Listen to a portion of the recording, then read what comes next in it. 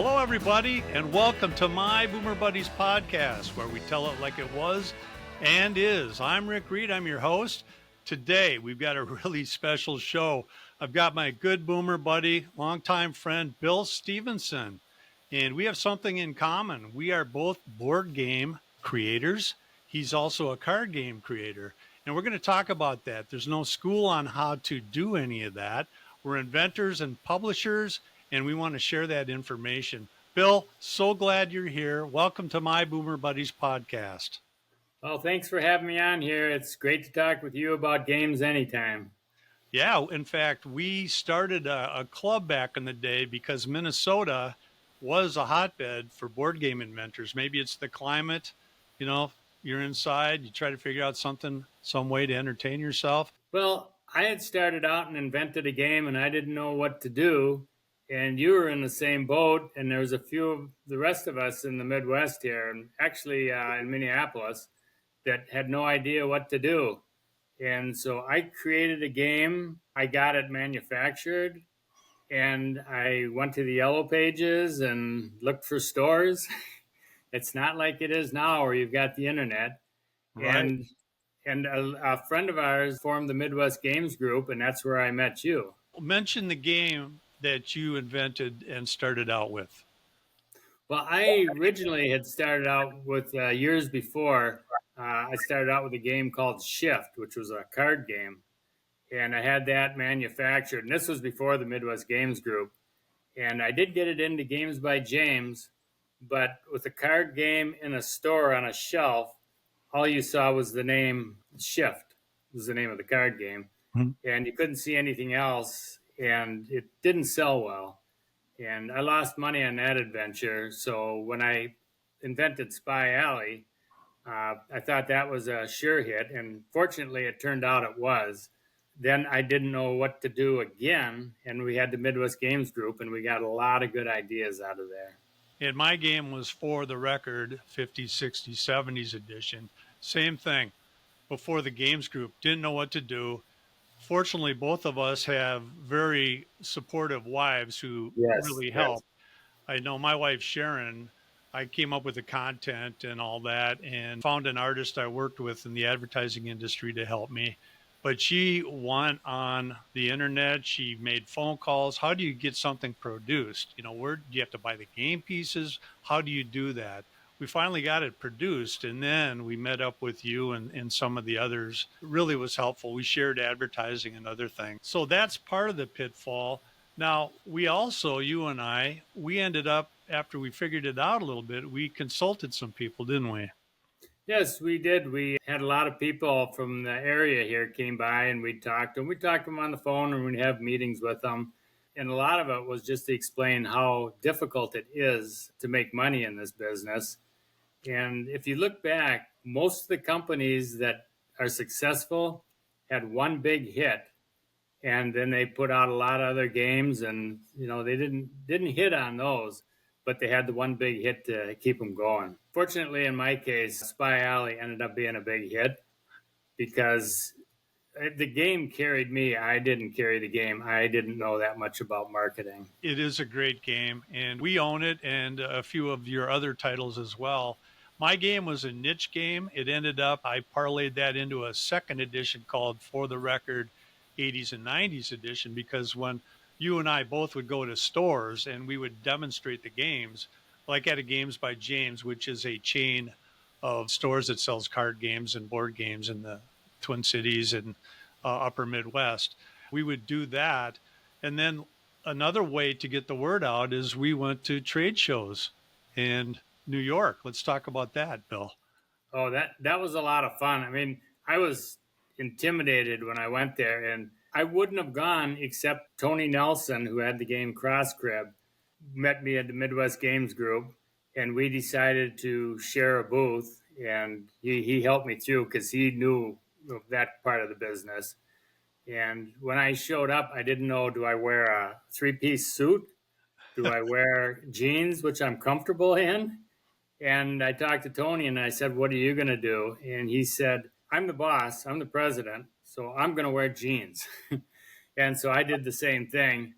And the first morning when we showed up, we walked up going to our booth. The first thing I saw was booths with people in three-piece suits, and I was intimidated. But once I got to my booth, I saw a lot of the buyers were in sweatpants, so I was dressed to sell to the people that were like me.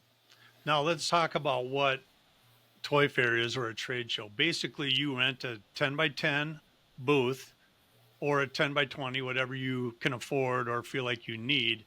And there are hundreds of other people selling their wares the same way we were. And you try to have a nice, clean booth, and you want to be able to make a good impression. There's different styles on how to attract people, isn't there, Bill?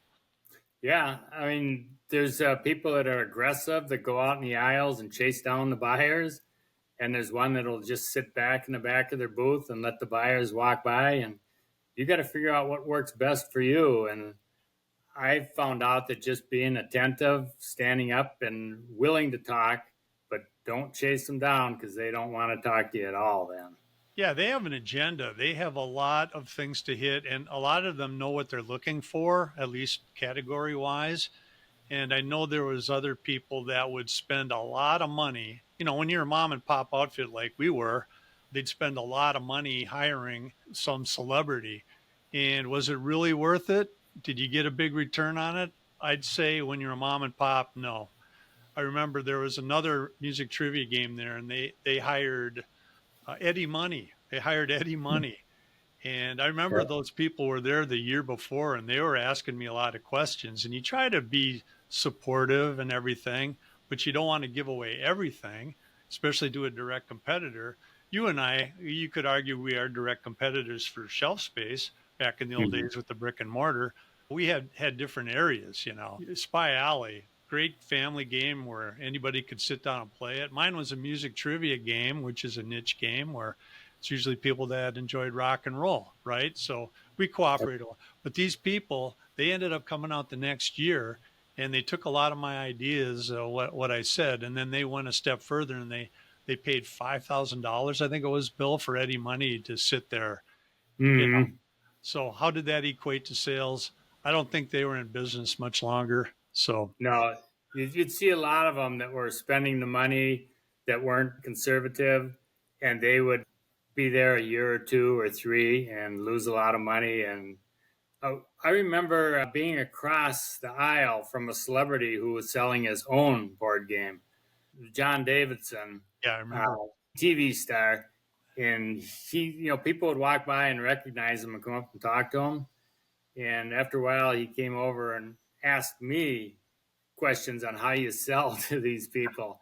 I didn't know. I mean, I was just figuring it out, and it was kind of refreshing to see that he had the same issues that we had.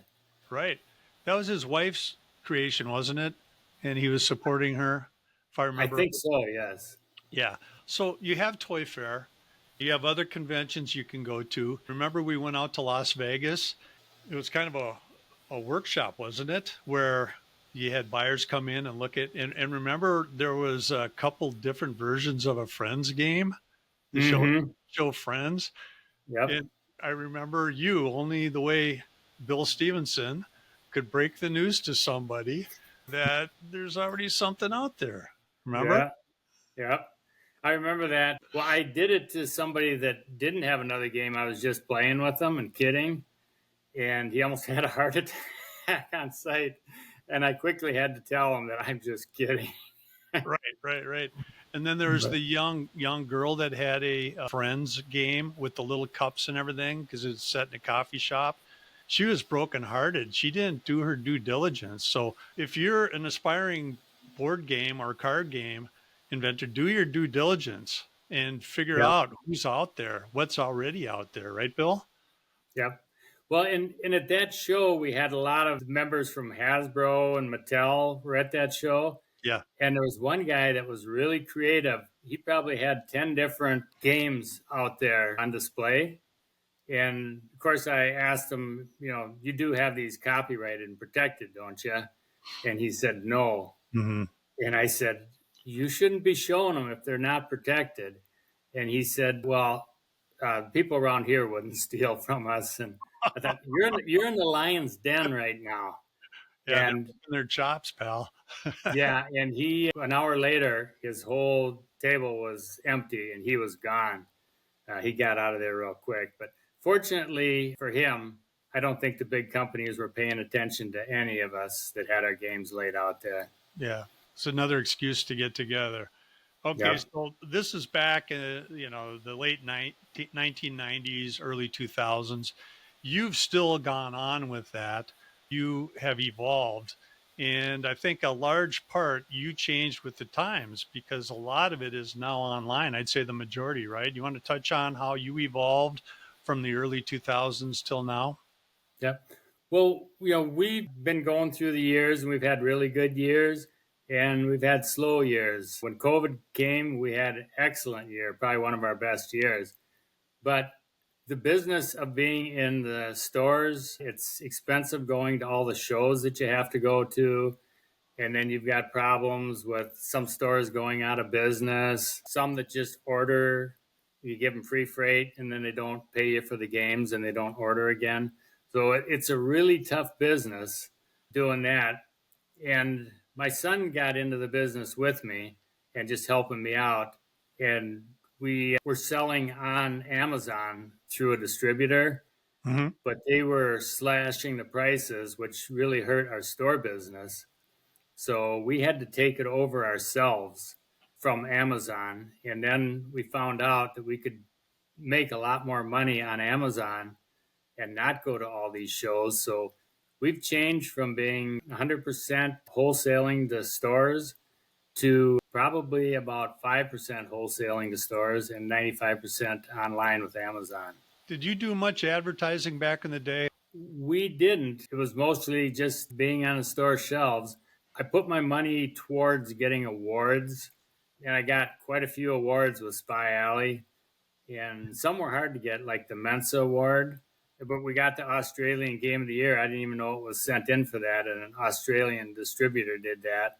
So that was a nice thing to I didn't have. know that, Bill. Oh Congratulations. yeah, well thanks. That was David Peard. He distributes out in Australia, and I found that through friends at New York Toy Fair. They passed them on to me. And we also tried to get into catalogs. That Yep. was back in the day, that was a good thing to do. I remember somebody approached me about putting my questions from the Rock and Roll Trivia game into an app. And I was ignorant of all that and I didn't do it. And I'm kind of kicking myself now. But you got to remember back then, the internet was pretty young and the commerce on it was not really there yet. Other people would try to get excited to get into Walmart and other places like that, but that's not always a good thing, is it, Bill? No, no. I've seen people that got into Target and they put all their money towards that, and then they failed in Target and they went out of business. And that's quite a few of the companies that had that. They thought they'd made it, and they didn't. What made us, my wife and I, get out of it is we were in Barnes and Noble bookstores. People who read books, a lot of them play board games. I mean, statistics showed that. So that was a good gig for us. And we were in there for, I think, 4 years, 3 years, going on four. And we had to reprint and go out of the country to do it. It's a big commitment and big Mhm. dollars and all three of our titles. But I found out at Toy Fair when the buyer kept ignoring me. My wife was home after giving birth. Found out that after saying, yeah, we're definitely going ahead, they discontinued some of the titles and our three titles were discontinued. So that was a kick in the shorts. We've moved on and you kept going. And I'm curious to know, Bill, you kept developing games. You have your sons involved, especially, can I mention him, Eric? Yeah, yeah. Yeah, Eric definitely is like his dad and his mom and love No, games. he's smarter than his dad. He's smarter than his dad, Smarter than his it's dad, easy yeah. to say. But we've been over to play games plenty of times at your house whenever there's a new release or something. We love coming over there. And Eric has that look in his eye that you have. A little bit of crazy and a lot of fun, little naughtiness in there. He definitely is like you there. Head of the Herd is a fun game that we played at your place, and he's developed some other ones too. I'm not making this into an infomercial, but kind of a how-to. It's cool Hmm. that the family tradition kept going. And why do you think you started liking games at a young age? Well, I guess I mean, I've always liked to play chess and checkers and those kind of things. And I played chess with my grandpa. And a lot of the games that I played, the standards like Risk and Monopoly, I always wanted to change them and put in what I liked. Hmm. And so when I came out with Spy Alley, I put in everything that I liked in a game.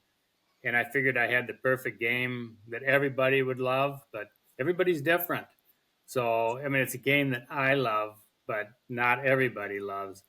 And we've produced quite a few games. I think I've done 8 on my own, and then I've collaborated on another 4. And some of them made it, some of them didn't. Only one was the big seller. I've got another one that's out there that I think is starting to come along. So I think that might be a good seller. But we have changed our model from board games to card games. Now, I started out with a card game and it didn't work in stores, but now card games work great on Amazon because you don't have the little shelf space. Yep. You've got a big page that everybody can see, is just like you can a board game. And Eric was fortunate. He started his own company that he owns 100%. And then he's got another company that he started with another friend that owns 50%. And now I started a company with the whole family, not my partners and Spiley partners. So between us, we've got 4 companies. And I would really like to put those all into one company, but I just don't know how you would do it because he got a super big hit with his Moose Master card game. And it's doing extremely well on Amazon. And who knows why a game's going to sell. And I've talked to people from Jack, Cindy Levine, Hmm. and her dad was big in the business. And they said, you never really know until you put it out there if a game's going to be a hit. You can tell if it's going to be a flop before you put it out there. But the Right. big hits, for some reason, they are. And now we've gotten into the model of doing card games. And it's so much easier. It takes up less storage. Shipping costs are much less. And the games can be as good or better than a board game. I'm working on 2 right now that I'm really excited about, and I hope to get them out this year. Now we But should talk about, you mentioned shelf space. The brick and mortars, a lot of them have gone away, but back in the day, brick and mortar was the way to go. And you were fighting to get shelf space. My game was pretty big and took up a lot of shelf space. And we found out, we learned the hard way that the staples are hard to move off of there. You know, the monopolies, right? Clue. Mhm. What do? When some movie comes out, they just repackage them, you know? Yep. Whatever movie's out, they just brand that onto Clue and or Monopoly. So you're absolutely right. Card game is a way to go, especially now. I have something here I want to share with you. People ask, are people still buying board games? They are. Oh, yeah. And card games. 22% of gamers own between 26 and 50 board games or card games. And 5.9% have 76 to 100 games. So they're doing that. Like I mentioned earlier, I argue that people that like to read like to play cards or board games. Mhm. So that's not going to go away, even with all the technology we have. Your business isn't going to go away, Bill, and you should be pleased with that. Yeah, I mean, that's been going on. We formed the company. I actually had created the game in the early 80s and didn't know what to do. And I got my company started in 96, and we've been going strong, all the way up till now. So I think it's just one of the steady ones that'll keep selling. So I'm pretty pleased with that and be able to let the kids take over. And I'm trying to So, get all 3 of my boys, Eric, Scott, and Kevin, into the business. well, that would be a fun group to have. Let's do this, Bill. If you could give advice to anybody that's thinking about taking an idea and making into a card game or a board game, what advice would you give? Well, first, you've got to think it's a good game. And then I would take it out to my friends and family. First, copyright it, though, before you show it around. Yes. And then I would take it to friends and family and let them play. And most likely, they're going to say, it's a good game, but you've got to read behind them. Is it a good game, or is it, hey, this was great, I had so much fun, I want to play it again? And I used to test them on my kids all the time. And if the kids sat there and got knocked out of the game and watched and wanted to play again and again, then I knew they liked it, no matter what they said. But I've had them play the game, test it, and then say, Dad, that was really fun. And they go watch TV. And I Yep. know they're saying, Dad, it was fun for a different reason, just to make me happy. So even your friends will tell you it's a good game, but you got to kind of read between the lines. How enthusiastic are they? Do they want to play again? Copyright, test it with your family and friends. And you might want to even go to other places. They have board game cafes, right? Yep. You can go to libraries, meetups. I know I tested mine at my men's softball team party. It was just it was on a piece of cardboard and index cards, and they loved it. That was the shot in the arm I really needed. It wasn't just somebody telling me from my family that they really liked it. So yeah, good advice on that. You can go on Facebook groups, right? And say, Yep. hey, I got a game I want to test. Yep. And if you do go ahead and manufacture some, start small. Don't put all your money out there. If you start small and you fail, you lose small. If you Right. start big and fail, you lose big. Eric, my oldest son, has been starting small, 2,000, 3,000 games. And then if it does really well, he starts ordering big quantities. And he's ordering containers now of his games. That's a good point, Bill, because a question a lot of beginners say, how much should I order? Because you do get a break with the more you print. Yep. So probably should do it small, because it's better to pay a little bit more for the small amount than to waste it on ordering way too much. Yeah. And my first order was Spy Alley. I had planned on losing money on the first order, and I Mhm. did. But I knew that it sold then, and then I could order larger quantities and get the price breaks. Well, Bill, I want to thank you for all the help you gave me through the years. And I know we helped each other and everything, but You to you got me into Barnes and Noble, and I still remember that. I really appreciate that. well, that's what it's all about. I didn't view us as competitors, like I said before. We Well, helped each other out with ideas, and maybe you shouldn't do that, or yeah, you should do this. And yep. getting into Walmart isn't the best thing, because everything's on consignment, and they don't care if they get it back to you, and they keep taking cuts out and all that, or other stores too. I shouldn't just single them out. So Yep. we learned a lot, didn't we, through the Yep. years? Well, And and I'd like to also add: be careful about people that want to license your game. You've really got to read that contract over carefully. oh Uh, yeah, I've had I've had people in the contract say that they could take it from me at a certain point, or they could sell it to somebody else, and I wouldn't get anything. Be very careful with the contracts. Bill Stephenson, Spy Alley Partners. Is that what you still call your company? That's our company, yes. And then we've got Eric's got Boomer Games, and he's got S&S Capital, and I've got Minnow Lake Games, which is where I'm talking to you from right now, Minnow Lake, and Okay. that's the one that our whole family owns. If any of you want to order anything from them, Spy Alley, that's the core game for me, and everything they put out is quality. This is not an infomercial. This is from my heart. I'm not getting any money for it. They've endured the test of time, the Stephenson family. So they are Minnesota inventors, and we stick together. How can they contact you, Bill? What's the best way? The best way is probably just go to spyalley.com. We've got information where you can contact us there, or info@spyalley.com is our email. All right. Bill, thanks for being my guest today on my Boomer Buddies podcast.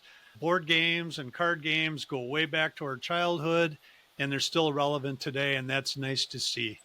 Bill, thanks for being a part of this podcast. Thanks, Rick, and it was great talking to you. I always love talking board games with you. Next time, we're going to talk pickleball, because Bill Stevens is the first person I ever heard talk about pickleball years ago, and now it's a phenomenon across the Oh world. yeah, it's a great game. Yep. Okay, Bill. Say hi to Wanda and the kids. And until next time, I'm Rick Reed for My Boomer Buddies podcast. Make sure you check us out on YouTube, share, like, and if you can, please subscribe. I appreciate it. We've got a lot of great episodes on there. A lot of it's music related. Now we have board game and card games involved.